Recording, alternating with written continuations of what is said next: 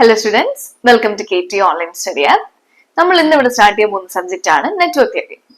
അപ്പൊ ഈ സബ്ജക്റ്റ് 2024 സ്കീമിൽ ഗ്രൂപ്പ് ബി കാർക്ക് ഇൻട്രൊഡ്യൂസ് ചെയ്ത ഒരു പ്രോഗ്രാം കോർ പേപ്പർ ആണ്. അപ്പൊ നിങ്ങൾക്ക് ഓൾറെഡി അറിയാമായിരിക്കും അല്ലെ പ്രോഗ്രാം കോർ എന്താണെന്ന്. കഴിഞ്ഞ വർഷം വരെയും നിങ്ങളുടെ സീനിയേഴ്സ് അവർ സെക്കൻഡ് ഇയറിൽ പഠിച്ചിട്ടിരുന്ന ഒരു സബ്ജക്റ്റ് ആയിരുന്നു ഈ നെറ്റ്വർക്ക് തിയറി. അതിപ്പോ ഈ വർഷം തൊട്ട് നിങ്ങൾ ഫസ്റ്റ് ഇയറിൽ തന്നെ പഠിക്കുന്നുണ്ട്. അത് എന്തുകൊണ്ടാണ് അവർ ഇൻട്രൊഡ്യൂസ് ചെയ്തെന്ന് വെച്ചാൽ ഫസ്റ്റ് ഇയറിൽ തന്നെ നിങ്ങളുടെ സ്ട്രീം എന്താണെന്ന് നിങ്ങൾക്ക് ഒരു ഐഡിയ കിട്ടാൻ വേണ്ടിയിട്ടാണ്. മനസ്സിലായോ? അപ്പൊ അതുകൊണ്ടാണ് അവർ കോർ സബ്ജക്ട് തന്നെ നിങ്ങൾക്ക് സെക്കൻഡ് സെമ്മിൽ ഇൻട്രൊഡ്യൂസ് ചെയ്ത് ഇപ്പൊ തന്നേക്കുന്നത്. ഒത്തിരി കുട്ടികൾ ഈ സബ്ജക്ട് ഭയങ്കര ബുദ്ധിമുട്ടാണ്, ഡിഫിക്കൽട്ട് ആണെന്ന് റീസൺ പറഞ്ഞിട്ടാണ് പഠിക്കാൻ വരുന്നത്. പക്ഷെ പഠിച്ച ശേഷം അവർ പറയുന്നത് ദിസ് ഇസ് വെരി ഈസി.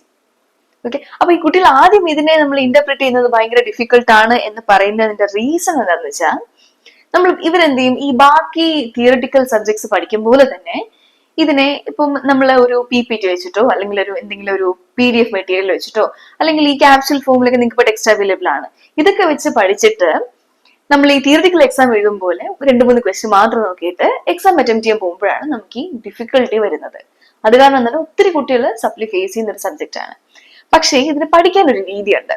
അതായത് always go for the standard text. ഇപ്പൊ ഈ നെറ്റ്വർക്ക് തിയറി എന്നൊക്കെ പറയുന്നത് ഈസിയുടെ കേസിൽ this is A purely circuit paper എന്ന് പറയുന്നത്.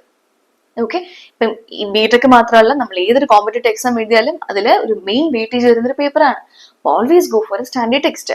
ആ ടെക്സ്റ്റ് വെച്ചിട്ട് അതുപോലെ പ്രീവിയസ് ഇയർ ക്വസ്റ്റ്യൻസ് അനലൈസ് ചെയ്യുക. അപ്പൊ അതിലൊരിക്കലും നിങ്ങൾക്ക് ഒരേപോലത്തെ 2 ക്വസ്റ്റ്യൻസ് കാണാൻ പറ്റത്തില്ല. പക്ഷെ ആദ്യം നമുക്ക് എന്ത് മനസ്സിലാവും, ഒരു മോഡൽ അനലൈസ് ചെയ്യാൻ പറ്റും. മനസ്സിലായോ? ഇപ്പം ഞാനിപ്പോ പഠിപ്പിക്കുന്ന രീതി അങ്ങനെയാണ്. C I have been teaching this subject for more over 10 years. ബിടെക്കുകാർക്കും എംടെക്കുകാർക്കും അതേപോലെ ഗേറ്റ് കോച്ചിങ് PSC കോച്ചിങ് ഒക്കെ ഞാൻ പഠിപ്പിക്കുന്ന ഒരു സബ്ജക്റ്റ് ആണ്.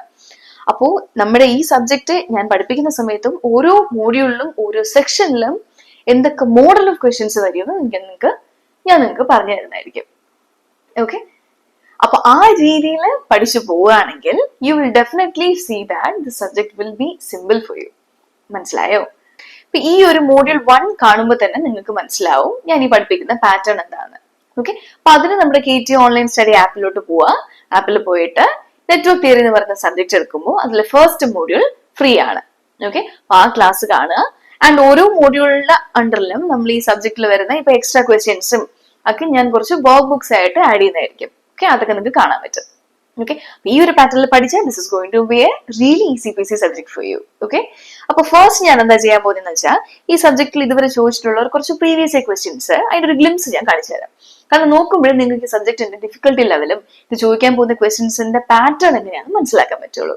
ഓക്കെ,